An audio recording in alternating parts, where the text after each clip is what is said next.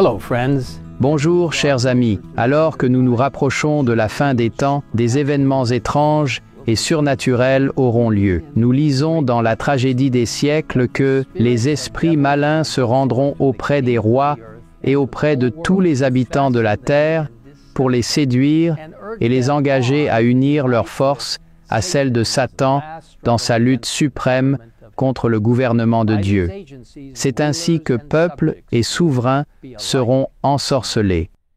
La prophétie de Jésus concernant les faux Christ sera accomplie de manière remarquable. Jésus lui-même a mis en garde, si quelqu'un vous dit alors, le Christ est ici ou il est là, ne le croyez pas, car il s'élèvera de faux Christ et de faux prophètes.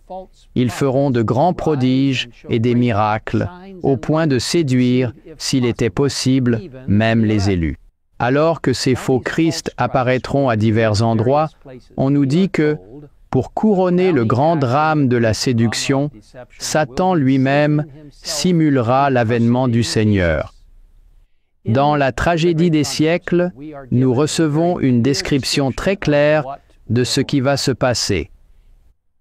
En diverses parties du monde, on verra paraître un personnage majestueux, auréolé d'une gloire éclatante. Son éclat dépassera tout ce que les yeux des mortels auront jamais contemplé. Ce cri de triomphe déchirera les airs. Le Christ est venu, le Christ est venu. Les foules se prosterneront devant lui pour l'adorer, tandis qu'il lèvera les mains pour les bénir. Sa voix sera douce, contenue et fort mélodieuse, affable et compatissant.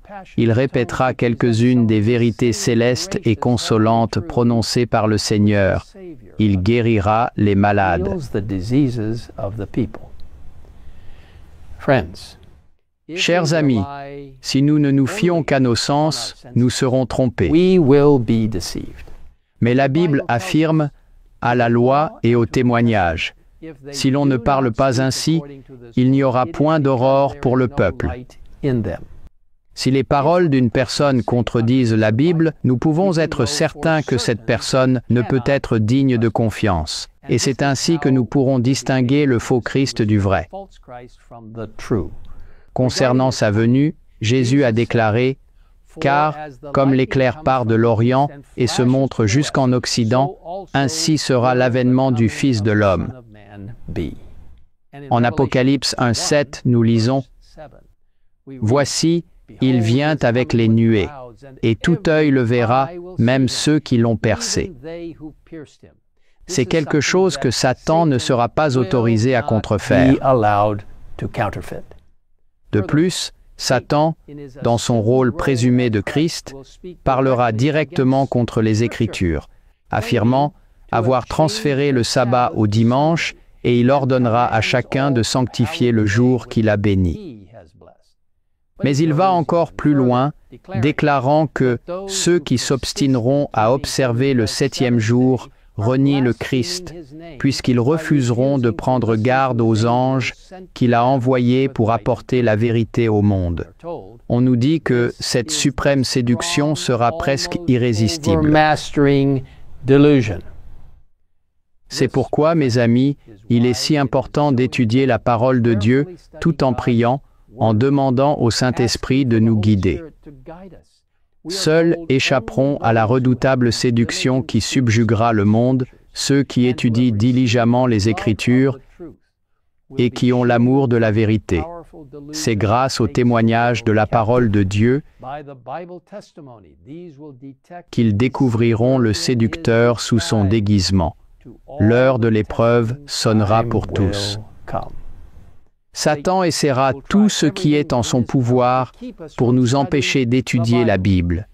Mais maintenant, plus que jamais, nous devons passer du temps dans la parole de Dieu, non seulement pour apprendre ce qu'il a révélé, mais aussi pour développer une confiance en lui qui ne lâchera jamais prise. Prions ensemble. Père Céleste, merci pour la parole de Dieu. Merci pour l'instruction claire concernant la venue du Christ. Nous savons que Satan tentera de se faire passer pour le Christ, mais il ne pourra pas imiter le retour éclatant de Jésus-Christ. Nous comprenons que nous devons être conscients de ces faux Christ. S'ils disent que le Christ est ici ou là, nous ne devons pas y croire, car tous verront la venue de Jésus sur les nuées des cieux. Tous les yeux verront cet événement incroyable.